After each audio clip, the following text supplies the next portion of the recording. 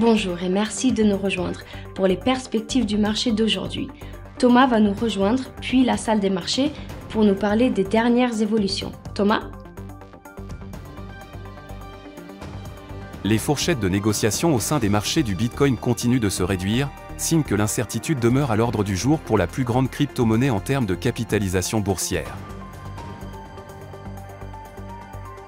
L'économie mondiale montre de nouveaux signes de ralentissement, alors que le rebond post-Covid de la Chine s'estompe et que les difficultés du secteur industriel allemand menacent d'entraîner la puissance européenne dans la récession. Le département du Trésor américain a réaffirmé qu'il s'attendait à ne pouvoir payer les factures du gouvernement américain que jusqu'au 1er juin sans augmentation de la limite de la dette.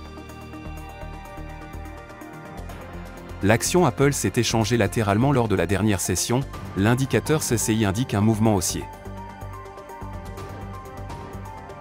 Le cours de l'euro-dollar est resté largement inchangé lors de la dernière session, l'indicateur CCI indique un marché survendu. La paire livre-sterling-dollar a perdu 0,3% lors de la dernière session, l'indicateur stochastique indique un mouvement haussier. Le dollar australien a chuté de 0,6% par rapport au dollar lors de la dernière session, l'indicateur stochastique indique un mouvement haussier. L'indice des prix à la consommation harmonisé de l'eurozone sera publié à 9 h, les mises en chantier de logement des États-Unis à 12 h 30, l'indice avancé Westpac de l'Australie à minuit 30.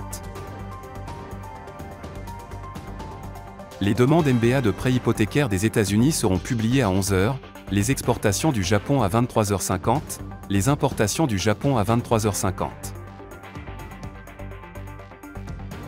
Nous espérons que vous avez apprécié nos perspectives du marché d'aujourd'hui. De la part de toute l'équipe, nous vous souhaitons une journée de trading productive. N'oubliez pas de nous rejoindre la prochaine fois pour toutes nos analyses des derniers événements et nouvelles sur les marchés financiers.